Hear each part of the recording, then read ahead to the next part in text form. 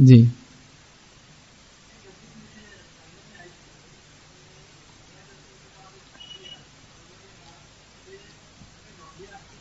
جی جی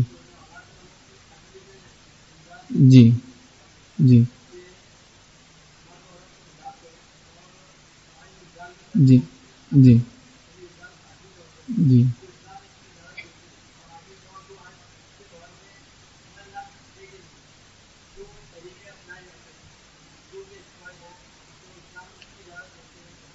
بھائی نے ایک اچھا سوال کیا اور کہا کہ اللہ رب العزت احکامات نازل کرنے میں نہیں شرماتا، رسول اللہ بیان کرنے میں نہیں شرماتے، تو میں پوچھنے میں بھی نہیں شرماتا. بہرحال ہونا بھی چاہیے، شرعی اعتبار سے شرعی مسائل کے پوچھنے میں کوئی شرم ہونی بھی نہیں چاہیے. بھائی نے سوال کیا کہ جس طرح سے اللہ کے رسول صلی اللہ علیہ وسلم کے دور میں صحابہ کے پاس لونڈیاں بھی ہوتی. بہرحال یہ کہ ایک الگ پورا لمبا ایک وہ ہے کہ یہ کیوں ہوتی ہے کیا، اب چونکہ وہ مسئلہ نہیں ہے تو اس پہ بات کر کے کوئی زیادہ کچھ فائدہ ہم کو حاصل نہیں ہوگا. لیکن انہوں نے کہا کہ صحابہ پوچھتے تھے کہ ہم ان سے اولاد نہیں چاہتے ہیں، تو لہٰذا ہم ان سے ہم بستری کریں تو کیا ہم ان سے عزل کریں. عزل عربی زبان میں کہتے ہیں کہ انسان اپنی بیوی سے یا لونڈی سے ہم بستری کرے اور انزال کے وقت منی نکلنے سے پہلے وہ جو اس سے الگ ہو جائے، اس کو کہتے ہیں عزل عربی زبان کے اندر.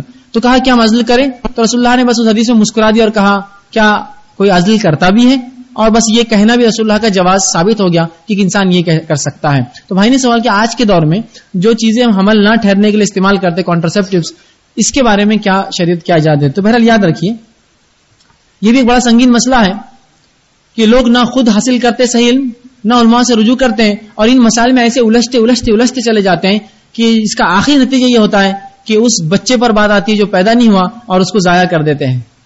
افسوس یاد رکھیے قرآن میں اللہ رب العزت فرماتا ہے اس لڑکی کے تعلق سے جو بنا کسی وجہ کے دفنائی گئی تھی، بِأَيِّ ذَنبٍ قُتِلَتْ، تجھے کس جرم میں مارا گیا. وہ معصوم کیا بولیں گی، کس جرم میں مری ہو، وہ کیا جواب دیں گی معصوم بچی کہ مجھے کس جرم میں میرے والدین نے مارا.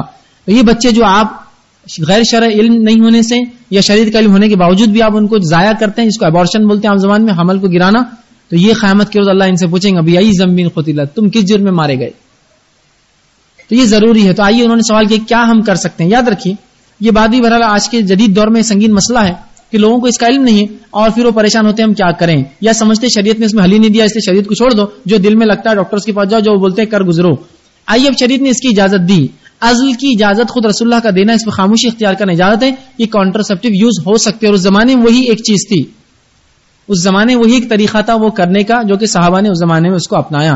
آج کے جدید دور کے اندر یاد رکھیے کچھ اور بھی ایسی چیزیں ہیں جن کو کر کے ہم حمل کو صرف مختصر وقت کے لیے تاخیر دیر کر سکتے ہیں، یا اولاد تھوڑی دن کے لیے تاخیر سے وہ کر سکتے ہیں، لیکن ہمیشہ کے لیے پیدا نہ کرنا، ہمیشہ کے لیے اولاد کا پیدا ہونا بند کر دینا، جس کو ہم فیملی پلاننگ کے نام پر یا آپریشنز کے نام پر لوگ کرتے ہیں، شریعت اس کی اجازت نہیں دیتا.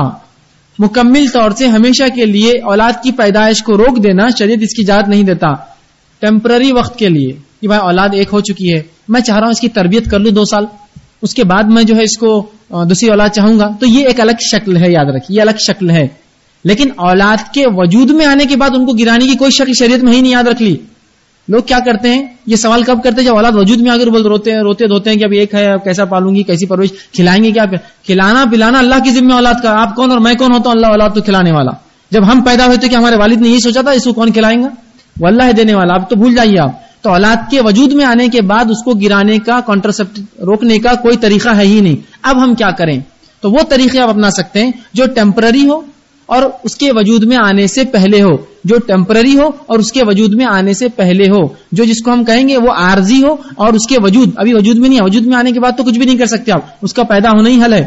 عارضی ہو اور ہمیشہ کے لیے نہ ہو اور پیدائش وجود میں آنے سے پہلے ہو. اب وجود میں آنے سے پہلے ہم کیا کر سکتے ہیں؟ اس کے اندر چند ایک عزل جو رسول اللہ کے دور میں ہوتا تھا اس کا متبادل ہمارے دور میں بھی ہے. علامہ ناصر الدین البانی رحمہ اللہ سوال ہوا تھا کہ کانڈومز کا یوز کیسا، تو انہوں نے کہا اگر ٹیمپرری ہو، اولاد کے وجود سے پہلے ہو، شریعت اس کی اجازت دیتی ہے. دوسرا، ایسی دواؤں کا استعمال کرنا جو دواؤں سے حمل ٹھہرتا ہی نہیں ہے، ٹھہرنے کے بعد ساقط نہیں، ٹھہرتا ہی نہیں. جیسا کہ کچھ دوائیں ملتی ہیں، اب اس کے سائیڈ ایفیکٹس وہ آپ کا ذاتی مسئلہ ہے، سائیڈ ایفیکٹس بہت ہے اس کے، وہ ذاتی مسئلہ ہے، لیکن اس کو لیا جا سکتا ہے. ایک اور دوسری چیز، کچھ لوگ سمجھتے ہیں کہ کاپر ٹی استعمال کرتے ہیں، CU66 اس کے اندر ہوتا ہے، ایک قسم کا ٹی ہوتا ہے وہ کاپر کا بنا ہوا، وہ انسانی جسم میں داخل کیا جاتا ہے، بالخصوص اس کے خاتون کے، اور اس سے وہ سمجھتے ہیں کہ اس سے اولاد وجود میں نہیں آتی. یاد رکھیے کاپرٹی کا استعمال کرنا ہی حرام ہے، اس لیے کہ اس میں اولاد وجود میں آنے کے بعد وہ الگ ہو جاتی ہے، وہ کٹ جاتی ہے جسم سے. پہلے وجود میں آتی ہے، ایگزسٹنس ہوتا ہے، لیکن چند ایام میں وہ کیا کرتا ہے، اس کو کاٹ کر الگ کرتا ہے جسم سے. تو اس کو کہیں گے ارلی ابارشن، بہت اول سٹیج میں ابارشن ہو گیا یہ، لیکن یہ جائز نہیں ہے. لیکن جہاں تک کانڈومس ہے، دوائیں ہیں جو وجود میں آنے ہی نہیں دیتی، شروعات میں ہی ختم کر دیتی، ان کا استعمال شریعت نے دیا. اسی طرح کچھ کانٹرسپٹیوز ایسے ہوتے ہیں جو مرد کے جسم میں ڈالے جاتے ہیں، اس کا بھی علماء نے جواز دیا ہے. جیسا کہ آپ جائیں گے UK US میں یہ کامن ہے کہ مرد ایک انجیکشن مانڈی پر لیتا ہے جس کا اثر 3 مہینے ہوتا ہے.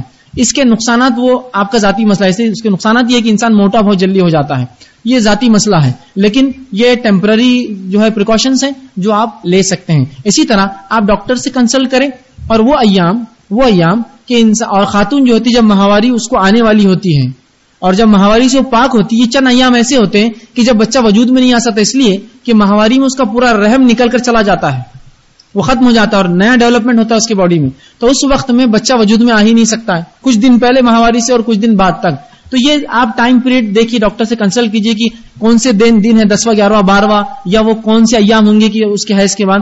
اس کو آپ کنسلٹ کیجئے کوئی اچھے مسلم ڈاکٹر سے جو آپ کو صحیح رائے دے، اور 1 سے 2 کا مشورہ لیجئے اس میں. تو ایسی بہت سی اور بھی چیزیں ہیں بہرحال جو آپ کر سکتے ہیں. بس یاد رکھیے ٹیمپرری ہو پہلا، دوسرا وجود میں آنے سے پہلے جو کچھ کرنا کیجئے ٹیمپرری ہو ہمیشہ کے. اب جو لوگ نسبندی کراتے ہیں شریعت میں حرام ہے، اس لیے کہ اس میں آپ نے مکمل روک دیا آپ کی نسل کو. دوسرا آپریشنز کراتی خواتین کی یوٹرس ان کا بچے داری نکال دی جاتی بحالت مجبوری، اگر کرنا پڑے آپریشن، بیماریوں سے الگ شکل ہے، یوں ہی بس نہیں اولاد نہیں چاہے کر لو، اس کا بھی بڑے نقصانات ہیں، یاد رکھیے. ٹھیک ہے، تو یہ چند چیزیں تھی جو آپ کر سکتے ہیں. اور اس کے تعلق سے علامہ ناصر الالبانی کی بڑی اچھی کتاب بھی بہرحال مجھے نہیں پتا کہ اس کا اردو ترجمہ آیا ہے نہیں آیا ہے، لیکن انہوں نے شباب کے لیے، نوجوانوں کے لیے کتاب لکھی. اور ہمارے اسلاف کا اس پر دھیان ہے، وہ جانتے ہیں کہ لوگوں کے سامنے مسائل ہے، لیکن لوگ بات کرنے سے شرماتے ہیں. اگر کوئی بات یہ عوام میں کرتے بولتے کتنی شرم کی بات ہے کہ جی گندی گندی باتیں بول رہے تھے. اگر آپ اس بات کو گندا سمجھ رہے ہیں تو اس بات کو آپ کیا کہیں گے کہ لوگ حج کو جاتے ہیں اور بچوں کو گرا کر جاتے ہیں حج کو آپریشن کرا کے. سبحان اللہ، ایک جان کو لے کر تم سمجھتے ہو اللہ تمہارا حج قبول کرے گا کہ بھائی اب حج کو نمبر لگا دیے. اب تو آپ ایک جان لے رہے ہیں آپ کے ایک مسئلے کی لا علمی کی وجہ سے. ایک جان کا مسئلہ ہے یہ. اگر کوئی مسئلہ ہوتا ہے کہ بھائی یہ بڑے آدمی کو دھکا دے دیا، اس کا مائک گرا دیا، اس کا پانی اس کا شیشہ توڑ دیا، اس کا بھر سکتے ہیں. ایک جان لے رہے ہیں آپ. تو جب جان کا مسئلہ آئے گا تو فتاوے تو مانگنے ہوں گے، علم حاصل کرنا ہی پڑے گا آپ کو. یہ نہیں کہ میں کوئی شرم آ رہی میں کیسا پوچھوں اور کیا نہیں. اب یہ تو معاملہ شرم کا نہیں رہا، یہ زندگی کا مسئلہ آ گیا، زندگی کے وجود کا اور اس کو روکنے کا اور قیامت کے روز جواب دہی کا مسئلہ ہے. ٹھیک ہے، تو انسان وجود میں آنے کے بعد اس کے گرانے کی صرف ایک شکل ہے. آپ کو پوچھے وجود میں آ گیا تو کیا کرو، ایک ہی شکل ہے صرف اور صرف کہ ماں کی جان کو خطرہ ہو، ماں کی جان کو خطرہ ہو، صرف ایک کہ اگر یہ پیدا ہوں گا تو یہ مر جائیں گے اس کی وجہ سے. تب علماء نے کہا اس پہ بھی 2 مسلم ڈاکٹر سے اس کو پوچھنا پڑے گا جو کہ اپنے فن میں ماہر ہو. کوئی بھی ایسے ڈاکٹر سے مت پوچھیے تو بولیں گا کر دو چونکہ اس میں انکم ہوتی ہے. 2 مسلم ڈاکٹر سے وہ صلاح لیں گا جو کہ ماہر اپنے فن کے، اور پھر عالم سے فتوا لیں گا اس پر، اور تب یہ کام کریں گا. بلکہ سعودی حکومت نے تو یہ بھی کہا، اور حنابلہ جو حنبلی مسلک کے لوگ ہوتے ہیں ان کے نزدیک ابارشن اگر مجبوری میں بھی کیا جائے تو آدھا خون بہا دینا پڑے گا.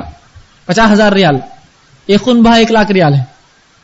50,000 ریال دینا پڑے گا وارث کو اس لڑکے کے یا اس لڑکی جو پیدا ہونے والی تھی.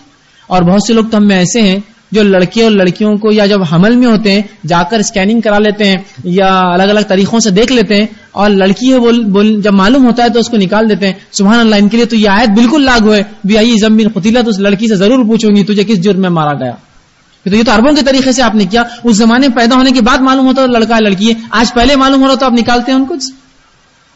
ایسا مت کیجیے اللہ کے لیے. تو بہرحال یہ چند چیزیں آپ بہرحال استعمال کر سکتے ہیں. اس کوئی